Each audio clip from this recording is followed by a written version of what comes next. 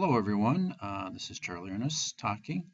I wanted to do a quick screencast this afternoon, depending on when you're watching it, on the STEP system at Franklin Middle School.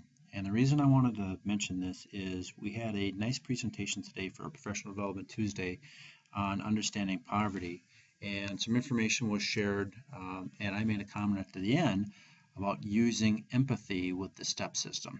And I had a couple questions about that comment afterwards. And so I wanted to share why I said that, where I was coming from, where I said that, and hopefully it will help you, if you need it, with your classroom discipline. So here we go. At the PDT today, Ann Forbeck shared some information, and I'll adjust the screen a little bit so we can see all of the information here. The healthy emotional brain and hardwired emotions and emotions that are taught, feelings that are taught. So you can see the feelings and emotions that are hardwired, and then you can see the feelings and emotions that are taught. So you can think back to your life, your own life, the examples of times when you may have been taught or learned humility, forgiveness, empathy, optimism, compassion, times in your life when you learned gratitude, and experiences are what teach us. Gratitude is a real important one. I can think of students here at Franklin, they don't really know how to show gratitude in certain instances. So if we don't teach them, who will? So I wanted to share that with her. It really got my brain going as far as how we can use this information to make our STEP system at Franklin even more effective. So a quick list of 5 things that we should stop doing and start doing with regard to the STEP system. Now, it's very important to note, if you haven't used them already, don't worry about this. This is generally speaking. So if you say, well, I've never used anger, good for you. Then don't start. Make sure you stop using that or you don't do that. But it's also important to know that the STEP system itself is a system. And whenever you have systems in systems theory, you can either have loosely coupled systems or tightly coupled systems. And in a way, the STEP system is both. And here's what I mean by that. The fact that it's tightly coupled, it should be tightly coupled with everyone using the STEP system in their classroom. However, the individuality in our personalities, the way we use the STEP system are different. So let's go over some things we should stop using or don't use, and some things that we should start using or continue to use. So the first one is anger. Stop using anger in discipline situations if you are right now. It's not worth it. The best way to reframe this, I believe, is to, and it takes practice because you might be in an emotional situation, you got to take a step back. But in a discipline situation, take that step back, reframe this, and remind yourself, you are the blank-year-old adult professional educator. Insert your age there, obviously. So in my case, I'm the 44-year-old adult professional educator, and I'm dealing with an 11, 12, 13, or 14-year-old student. I'm the professional, they're the student. Stop using anger. Start using empathy. And empathy is not sympathy. Empathy is simply making a connection with that human being and then using that thought, using thinking instead of an emotional state in the brain, using that empathy or that thinking to create the best logical outcome. So stop using anger, start using empathy. And Love and Logic is a system out there, philosophy out there that has all kinds of empathy type of one-liners, silly things like bummer or uh-oh, that's so sad, or this is not good, or that's inappropriate. If the way you say it really makes as much of a difference as what you say. So that start using empathy instead of anger in discipline situations. Number 2, stop using a hostile tone or a yelling voice.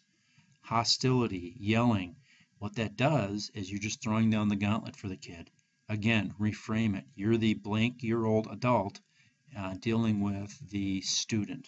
I'm not giving them excuses for acting inappropriately. I'm just stating that we have to always be professional, even in tough situations. And then start using an assertive tone, a confidence voice. Years ago, someone asked me, well, is it ever okay to yell? And so my answer, it's without using absolutes, my answer is yes, but. And here's what I mean by that. You can use, I prefer the phrase confident voice, and you decide how loud that wants to be. But as long as you are under emotional control, you can do it. If it's a reaction, if yelling is a reaction, that's when we get into iffy situations. That's when we get into tough situations. If you raise your voice and you're confident and you use it as a strategy, then you're under control, under professional control. That's when it works. And remember with this one also, with number 2, don't go to the well too many times. Because if you're always raising your voice, kids are going to pick up on that and they're going to find ways to trigger that. And it becomes fun for them sometimes, for some kids. Number 3, stop using threats and repeated or extreme warnings. Threats cause an emotional response in the person you're using a threat towards. Just doesn't work. Start using reminders and enforceable statements.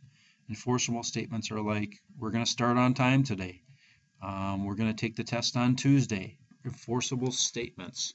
We will start the Professional Development Tuesday right promptly at 7:30 a.m. And then you do it right promptly at 7:30 a.m. Everyone needs reminders, even adults.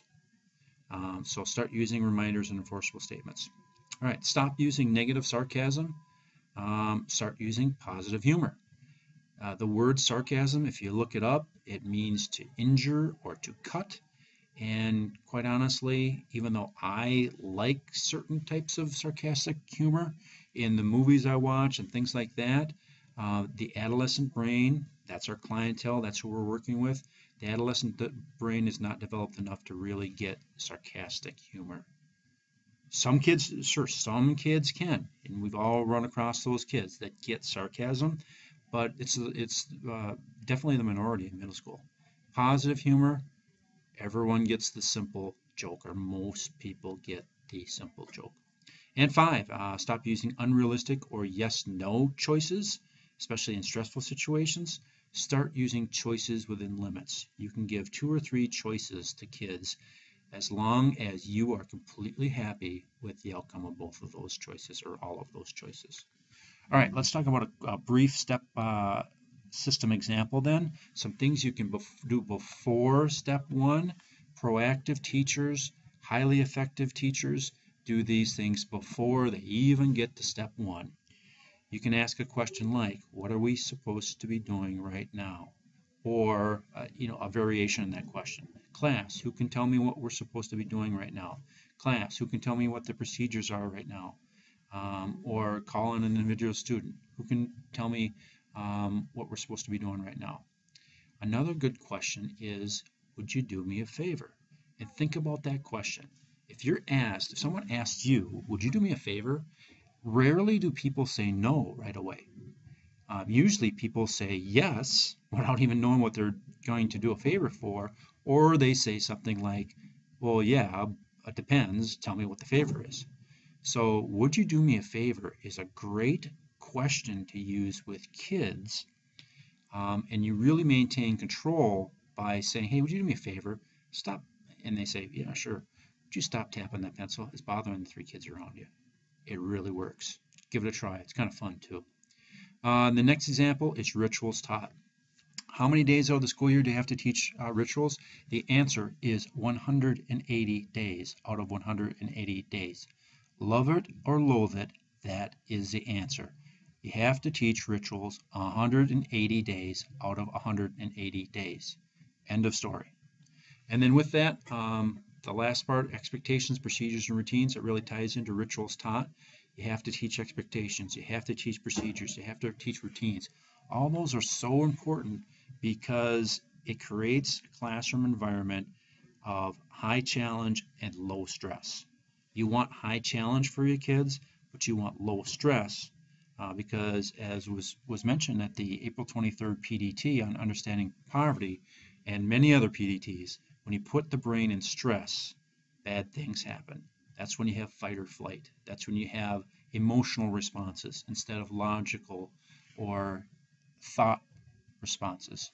So we want to have high challenge, low stress. Practice, expectations, procedures, and routines. All right, step system example. So let's use a silly example where a kid's tapping the pencil, won't stop. He's trying to rile people up.